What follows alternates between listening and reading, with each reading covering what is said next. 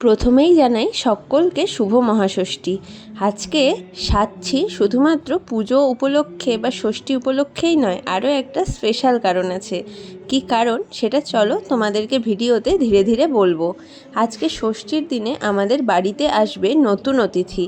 কে আসবে চলো দেখি। তার আগে শয়তানিটাও দেখে নিই, একটু শান্তিতে ভিডিও করতে দেয় না বাবা। যাই হোক, আমরা দুজন মিলে রেডি হয়ে গিয়েছি আমাদের বাড়ির নতুন অতিথিকে আনতে। আমরা রওনা দিয়ে হাঁটতে হাঁটতে আমরা পৌঁছে যাচ্ছি আমাদের অতিথিকে আনতে। এই যে আমরা কাছাকাছি চলে এসেছি। তোমরা এবার আশা করি গেস করতে পেরেছো আমাদের বাড়ির নতুন অতিথিকে। তো চলো এবার দেখি ধীরে সুস্থে। প্রথমে গিয়ে বসলাম, বসে কিছু ফর্মালিটিস যা পূরণ করার তা পূরণ করার পর আমরা চা খেলাম। একটু চা দিল, চা খাওয়ার পর এবার যা যা গিফট পাবো সেগুলো দেখতে গেলাম।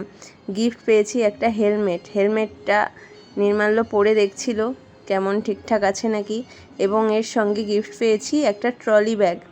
এই যে আমাদের মেন অ্যাট্রাকশান, আমাদের নতুন অতিথি, একে নিতে যাওয়ার জন্যই আজকে আমাদের আসা। মহাষষ্ঠীর দিন আমাদের বাড়িতে পদার্পণ করবেন ইনি। নির্মাল্য নিজে ভালো করে দেখে নিচ্ছিল। আফটার অল তার নিজের টাকায় কেনা প্রথম গাড়ি, সে যে গাড়ি হোক না কেন এটার অনুভূতি আলাদাই। সঙ্গে পেয়েছি একটা সিলভার কয়েন গিফট।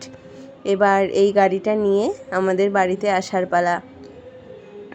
সব গিফটগুলো নিয়ে গাড়ি নিয়ে আমরা বাড়ির উদ্দেশ্যে রওনা দিলাম।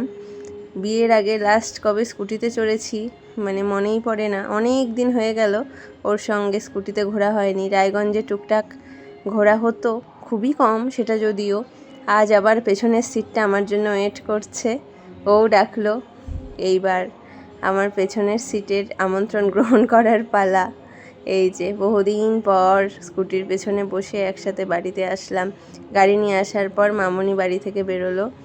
মামনির মুখেও বেশ চওড়া হাসি, দেখে খুব খুশি হয়েছে। স্বাভাবিক খুশি হবেই, বাড়িতে একটা নতুন জিনিস আসলো, সবাই খুশি হবে। এবার আমাদের পুজোটা শুরু হলো এই স্কুটি কেনার মাধ্যমেই। চলো টাটা, দেখা হবে আরেক দিন।